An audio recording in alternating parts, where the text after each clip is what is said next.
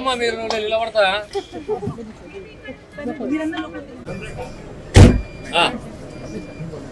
చలో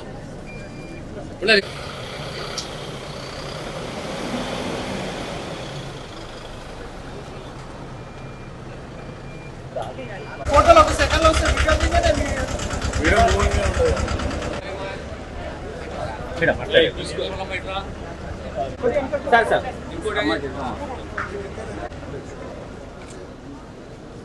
okay okay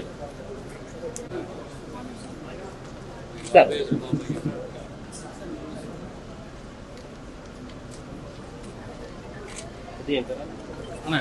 అందరికీ నమస్కారం. ఈరోజు తోషిబా కంపెనీ నుంచి సిఎస్ఆర్ కింద మనకి స్టూడెంట్ సీటింగ్ కెపాసిటీ, అలానే ఇంకొక బస్సు ఈవీ కంటైనర్ వీరకన్నా women farmers producers company limited కి 10 lakhs వర్త్ది ఇవ్వడం జరిగింది.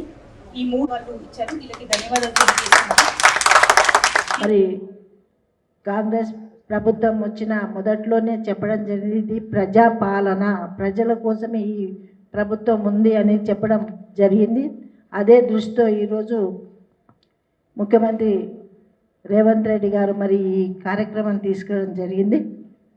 ఈ కార్యక్రమంలో మీరందరూ కూడా భాగస్వాములు కావాలి. ప్రజల మధ్యలో ఉంటూ ప్రభుత్వం ఇచ్చే పథకాలు అర్హులైన అందరికీ సమకూర్చే విధంగా మీరు కృషి చేయాలి. అలాగే మీకు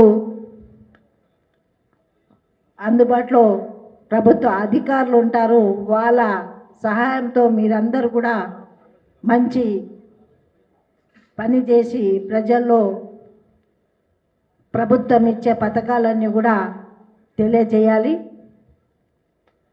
మరి ఊరు బాగుండాలన్నా, వార్డు బాగుండాలన్నా, ముఖ్యంగా ఈసారి మహిళలు అధిక సంఖ్యలో గెలవడం జరిగింది. మహిళ అంటే మరి అన్నీ తెలిసి ఉంటారు, ఇంట్లో ఎట్లా చేసుకుంటామో సమాజ సేవ కూడా మీరందరూ కూడా అందరికీ అందుబాటులో, ఒక తల్లి కొడుకుకు బిడ్డకు కానీ ఇంకెవరికైనా ఎట్లా చేస్తుందో మీరందరూ కూడా అలాగే చేయాలి అని నా కోరిక. ఎందుకంటే మహిళలకు ఎక్కువగా సహనము, ఓపిక ఉంటుంది కాబట్టి ఓపికతోని ఈ ప్రభుత్వం ఇచ్చే అన్ని పథకాలు తీసుకెళ్ళాలి అని తెలియజేసుకుంటూ, మరి ఇప్పుడు ఇచ్చే గవర్నమెంట్ మరి అన్నీ కూడా మహిళల పేరు మీదనే వస్తున్నాయి. మీరందరూ కూడా సహకారంతో ముందుకు తీసుకెళ్లాలని కోరుకుంటూ, మరి ఈ అవకాశం మంచి అవకాశం, ప్రభుత్వం మీకు అన్ని చదువుతూ పోతుంది కాబట్టి అన్నీ కూడా మీరు ప్రజలకు ఇవ్వాలని కోరుకుంటూ మరి సెలవు తీసుకుంటున్నాను. జై హింద్. అట్లనే అంజిరెడ్డి గారు ఒక మాట అన్నారు, ఇండస్ట్రియల్ ద్వారా ఏదైనా తప్పకుండా సంగారెడ్డి జిల్లాలో ముందుగానే పటాన్చేరు కానీ ఆ ఏరియాలో ఇండస్ట్రీ ఏరియా, అట్లాగే సంగారెడ్డి కానీ ఆందోళన కానీ నారాయణఖేడ్లో కూడా మరి జైరాబాద్లో కూడా ఇండస్ట్రీలు వస్తున్నాయి.